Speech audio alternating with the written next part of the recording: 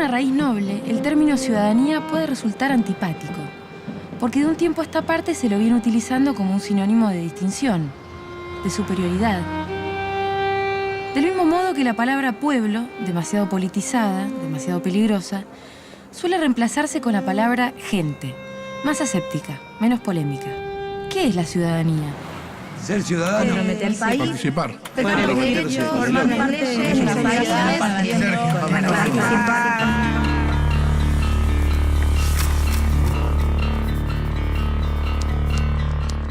Todos sabemos, aunque más no sea intuitivamente, que el simple hecho de haber nacido implica una serie de derechos. Nuestra Constitución, siguiendo la Declaración de los Derechos del Hombre, sostiene que todos los hombres nacen libres e iguales en dignidad y derechos. Y a continuación enumera una serie de derechos civiles, sociales y políticos. Pero, ¿en qué consisten esos derechos? ¿Quién los garantiza y cómo? ¿Le caben a todas las personas que habitan el territorio nacional? Y en todo caso, ¿qué significa ser ciudadano? Ser ciudadano significa gozar de una serie de derechos y atribuciones que concede el estado en el que uno vive, ¿no? No todas las personas son ciudadanos. Hay muchas personas que son extranjeros, por ejemplo, viviendo en un territorio que no tienen derechos de ciudadanía. Tienen otro tipo de derechos, pero no los de ciudadanía, particularmente los que tienen que ver con el ejercicio de los derechos políticos. Entonces no todos tenemos los mismos derechos. Es decir, una cosa es el derecho a participar como ciudadano formal en la elección, en la vida política del país, que eso está reservado a los ciudadanos nacionales, digamos. Otra cosa son los derechos civiles e individuales. Esos derechos civiles e individuales, nuestro sistema se los garantiza a cualquiera. Entonces, por el simple hecho de ser personas, el Estado nos garantiza una serie de derechos. ¿Esta es la idea de los derechos humanos? La idea de derechos humanos parte de una especie de ciudadanía universal. Es la idea de que cualquier ser humano es una persona y por ende tiene que tener un mínimo de derechos garantizados, cualquiera sea su nacionalidad, cualquiera sea su género, cualquiera sea su idioma, su etnia, etc. Es la aspiración a un mínimo de ciudadanía planetaria, de ciudadanía universal. Los humanos hoy se supone que tenemos derechos más allá del lugar del mundo en el cual estemos, ¿no? Más allá de que seamos ciudadanos del estado en el cual estamos habitando, hay algunos derechos civiles y sociales que se supone que se nos reconoce. ¿Por qué se supone? No es lo mismo tener derechos formalmente que tener la capacidad de hacerlos valer. En los hechos y en la práctica hay humanos de distintas categorías, ¿no? Hay humanos cuyos derechos son siempre o casi siempre respetados y hay otros grupos humanos cuyos derechos son sistemáticamente violados, ¿no? El otro día leímos la convención en el taller de literatura y salta un pibe y me dice: ¡fua! Pero son como 34 y de estos 34 se cumplen 2, me dice. Vos lees las 34, 35 puntos de la convención y derecho a la libre expresión, derecho a esto, derecho al otro, y vas y entras a una isla y le preguntas: ¿vos tuviste este derecho? ¿Tuviste el otro? ¿Tuviste el otro? Y no. Pero entonces, si no se cumplen nuestros derechos, ¿somos o no somos ciudadanos? Yo diría que hay dos conceptos o dos ideas de ciudadanía. Una es la ciudadanía formal, que es tener un documento que le permite a uno ir a votar cada tanto, cuando nos convocan. El otro es la ciudadanía material, es decir, para participar de eso, para votar, para ser elegido, para ofrecerse para ser elegido, etcétera, para elegir. Bueno, se necesita básicamente determinadas condiciones materiales. Ante todo, bueno, estar sano, lo posible, tener una buena alimentación, tener un mínimo de instrucción, tener acceso a la información. Esa es la ciudadanía real. Esa es la ciudadanía que tiene que proveer un Estado que no se limite a ser un Estado de derecho a secas, sino un Estado social de derecho, ¿no? Un Estado que va ampliando la base de ciudadanía real.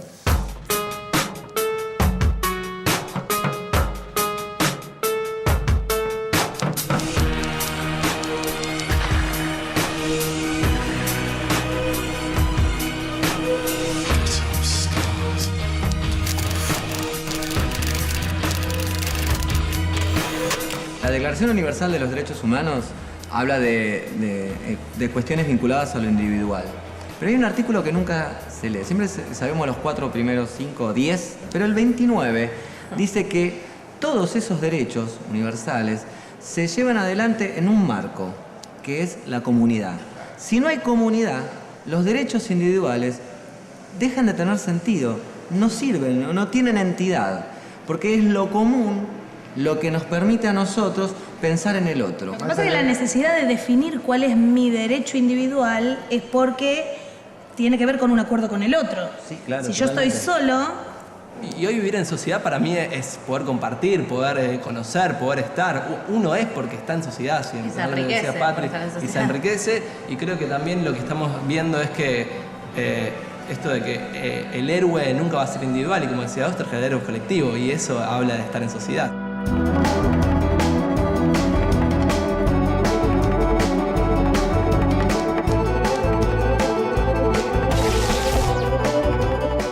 Ser ciudadanos, entonces, implica una serie de derechos.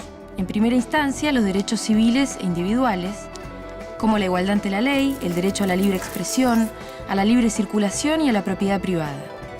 Y luego los derechos políticos, como el derecho a elegir y ser elegido como representantes de gobierno. Tanto unos como otros tienen como contrapartida una serie de obligaciones.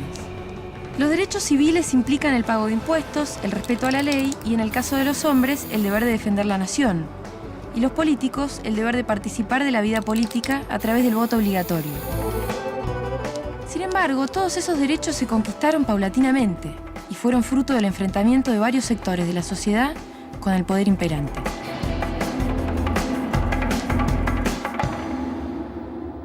Sí, históricamente los primeros derechos que surgieron fueron los derechos llamados derechos civiles, que tenían que ver con garantizar determinado tipo de derechos y atribuciones de los individuos frente a el poder del Estado para negarlos o limitarlos, ¿no? Ahora, es interesante que esos derechos, así tal como surgieron, fueron definidos como derechos individuales y básicamente lo que garantizaban no era la dignidad del individuo como tal o de la persona como tal, sino la dignidad y los derechos del individuo en tanto propietario, ¿no?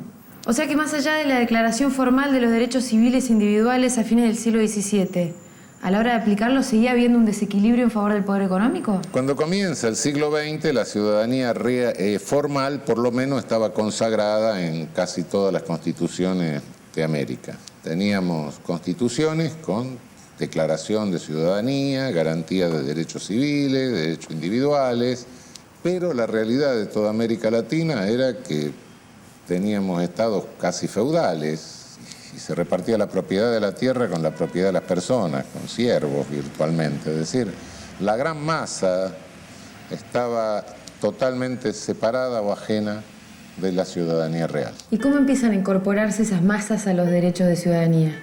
La ampliación de los derechos en un sentido más abarcativo hacia primero derechos políticos y luego derechos sociales vino de la mano de intensas luchas, primero por la ampliación del derecho al sufragio, que en distintos países tuvo varios escalones, hasta incluir a la totalidad de la población. En nuestro país formalmente nunca hubo voto censitario, es decir, limitación del derecho a voto de acuerdo a la cantidad de dinero que uno tuviera, que sí hubo en países como Francia o Inglaterra. En nuestro país nunca hubo esto, pero eso era en lo formal. En lo real, el hecho es que hubo fraudes electorales hasta comienzos del siglo XX sistemáticos, ¿no? Y en verdad recién se terminó de ampliar la ciudadanía, el derecho de ciudadanía a todo el conjunto de la población mayor de 18 años con la inclusión de las mujeres recién en los años 40 con derechos políticos, ¿no? ¿Y estas conquistas se le pueden adjudicar pura y exclusivamente a un gobierno? Bueno, en verdad todos los derechos de los que hoy gozamos no han venido de la mano de una decisión de un monarca o de un presidente, sino que han venido de luchas sociales y presiones para ampliar la frontera de esos derechos, ¿no? Alex, ustedes participaron de una conquista muy importante con el matrimonio igualitario, pero ¿les interesan otros derechos que no sean los civiles individuales? Nos interesan los derechos civiles, los derechos sociales, los derechos políticos, los derechos económicos. Nos interesan todos los derechos humanos, pero es cierto, y hay que decirlo, que hemos recibido mucho apoyo de pibes en las escuelas, de los docentes, de periodistas, de otros movimientos sociales y políticos para poder conquistar la ley de matrimonio igualitario, que todos y todas entendimos que esto era algo de todos. Ahora, nosotros mismos somos parte de esos movimientos. Los derechos culturales, políticos, sociales, económicos, todos los derechos nos atraviesan.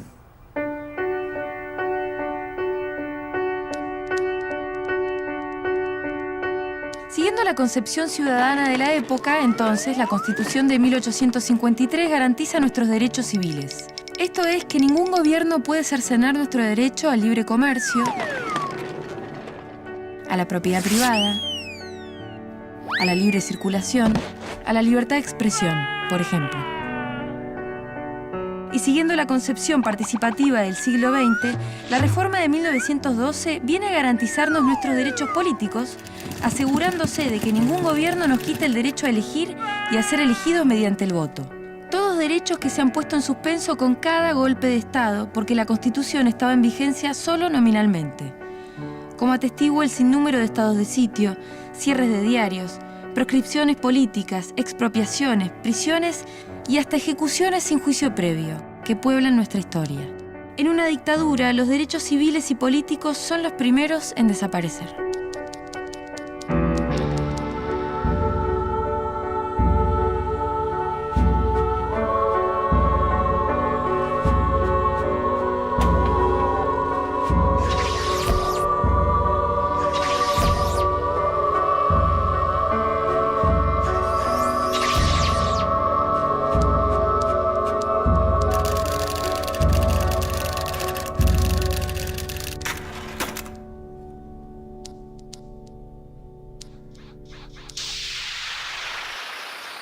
Aún en democracia, es evidente para cualquiera que recorra nuestro país y el mundo que existe una brecha monstruosa entre nuestros derechos y nuestras realidades.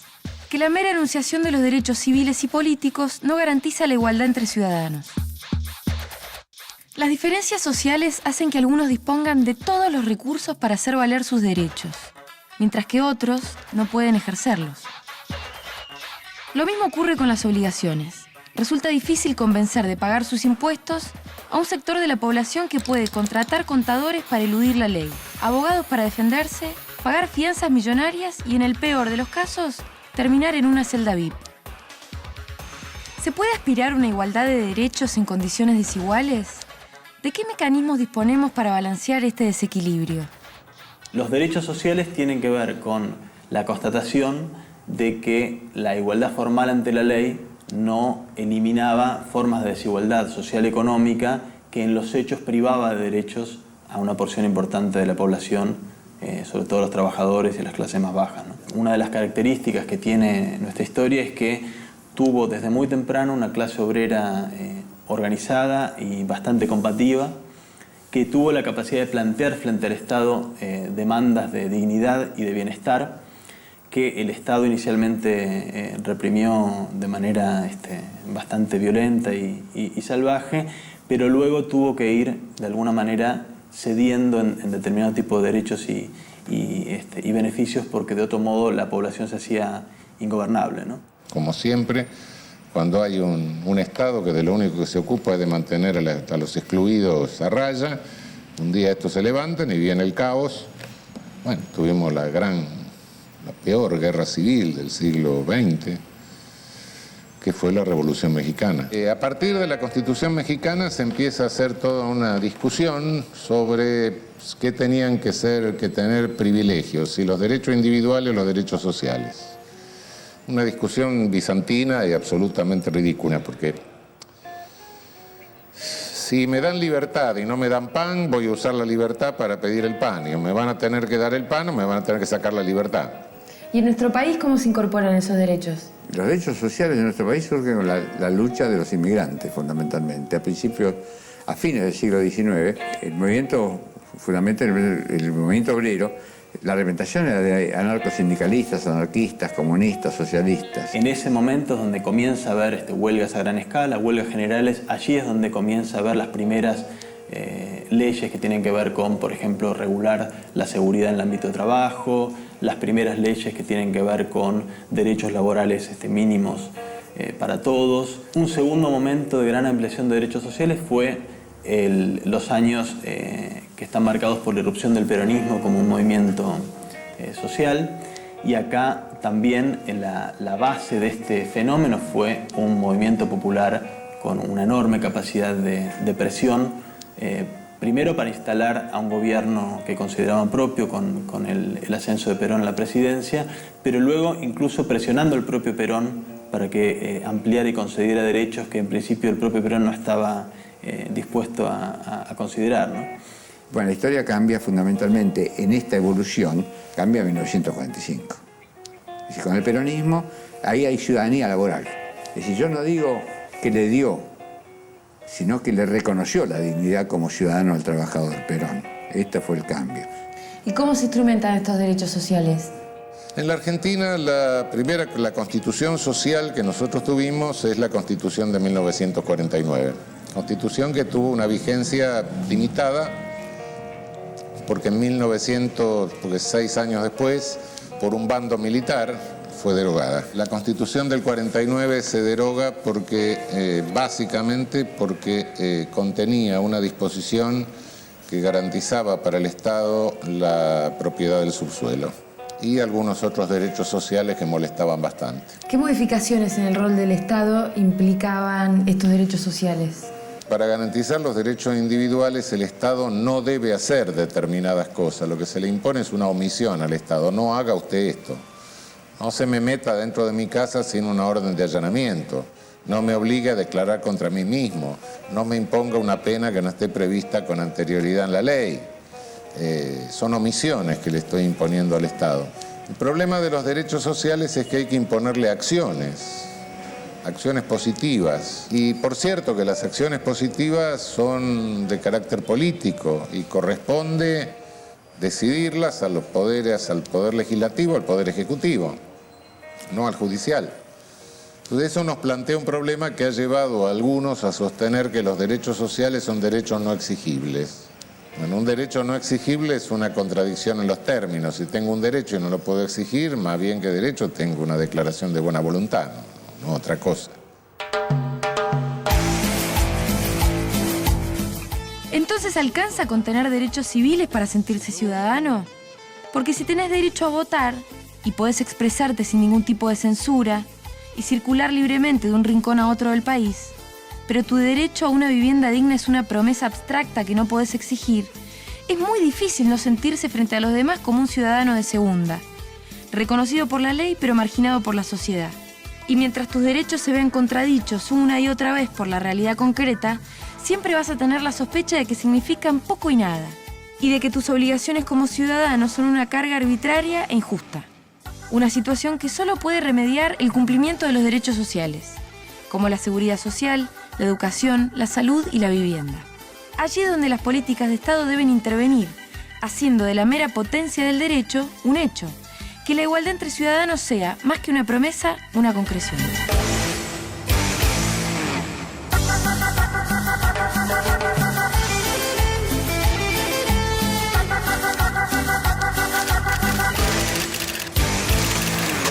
Desgraciadamente por ahí ves cosas que sí sentís, que hay ciudadanos de primera y por ahí ciudadanos de segunda. No sé qué es lo que te da el margen para que te cataloguen de una forma o de otra. Por ahí los que vivimos en una villa, mi nene va a la escuela, ¿no? Y él no quiere invitar a los compañeritos a casa porque le da vergüenza. Para mí es muy importante la adquisición de una vivienda más digna para que él se sienta mejor. Cuando uno dice que tengo derecho a una vivienda digna, por ahí está el preconcepto de que uno quiere que se la regalen. No es así. Ningún compañero aquí quiere que regalen nada. Realmente quieren la posibilidad de poder llegar a ella con trabajo.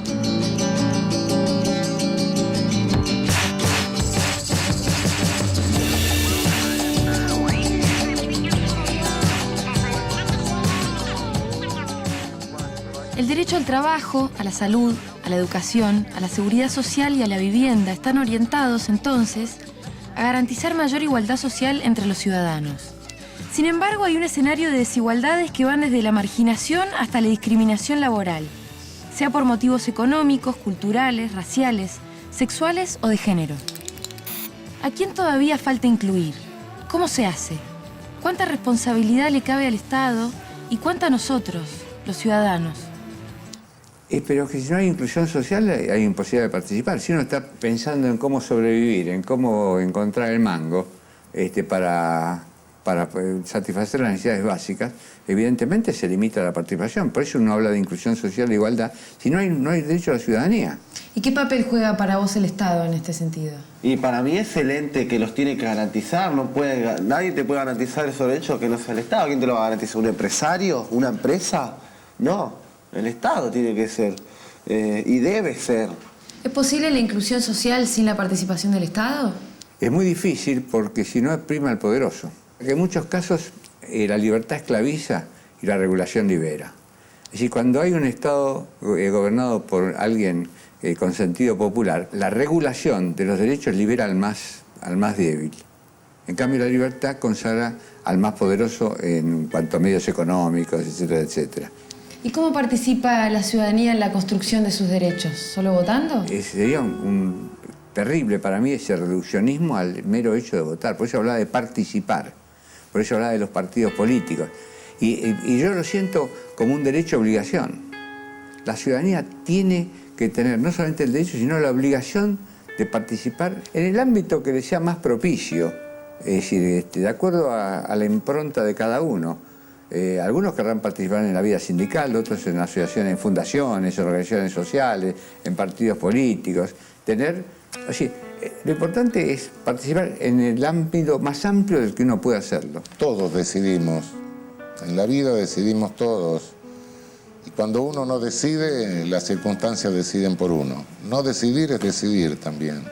¿Y cómo debería ser para vos la participación ciudadana? Y una participación ciudadana que critique lo que no le gusta del Estado, pero que sea una crítica para la construcción, no una crítica para destruir. ¿Me entendés? Criticar para construir, participar para exigir. Esa tiene que ser la participación ciudadana. No tiene que salir así, me gusta todo, bien, pum, no. Tiene que salir así, mirá, falta esto, falta esto, falta esto. Ejercer nuestra ciudadanía. Ejercerla en el sentido de conocer nuestros derechos, nuestras obligaciones y manejarnos en ese marco, que es un marco amplio. Es un marco amplio que te permite incluso tensionarlo si además sos un militante. ¿A qué te referís con militancia?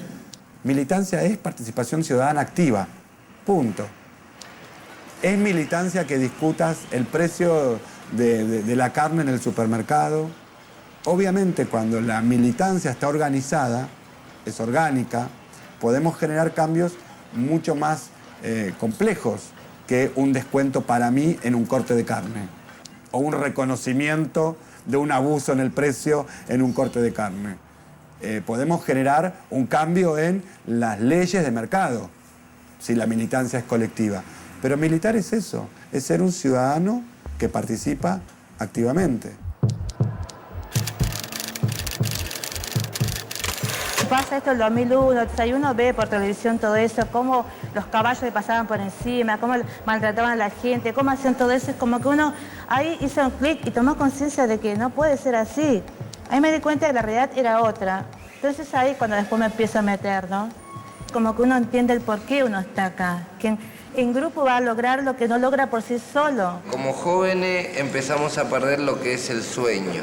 Uno cuando es chiquito y vos vas a hacer jardín, hasta la maestra de jardín te pregunta, ¿qué querés ser cuando sea grande? Bueno, en ese momento tu padre o tu madre no te podía preguntar qué querés ser cuando sea grande, porque de tanta necesidad y de tantas cosas que había, vos no soñabas. O sea que el futuro no es que lo veías, te tenías que poner en la cabeza que lo tenías que construir.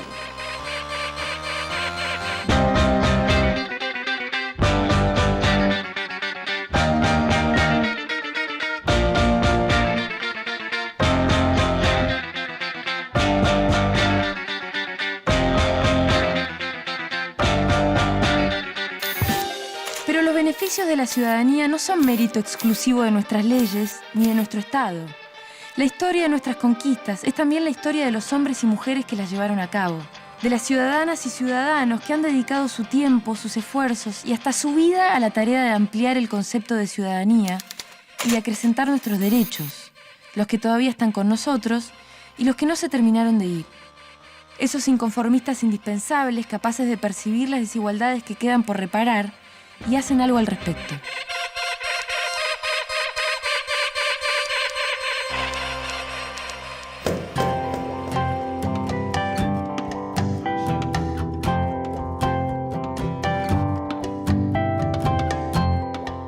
Entonces, repasando, la ciudadanía es un contrato entre la nación y todos los individuos adultos que la integramos. Es una relación que implica una serie de derechos y obligaciones que se suman a los derechos humanos que nos corresponden por el solo hecho de haber nacido. Ser ciudadanos implica derechos y obligaciones civiles, como el derecho a la libre expresión, la igualdad ante la ley, la libre circulación y la propiedad privada, a cambio del pago de impuestos y, en el caso de los hombres, el deber de defender la nación. También derechos políticos, como el derecho a elegir y ser elegido mediante el voto. Y derechos sociales, igual remuneración por igual trabajo, por ejemplo, garantizada a través de la intervención del Estado. Sin embargo, el concepto de ciudadanía se encuentra en permanente expansión, profundizándose, integrándose e incluyendo. Siempre detrás de su principio fundamental, la igualdad de derechos entre las personas que integran la nación. Pero los nuevos derechos exigen nuevas responsabilidades.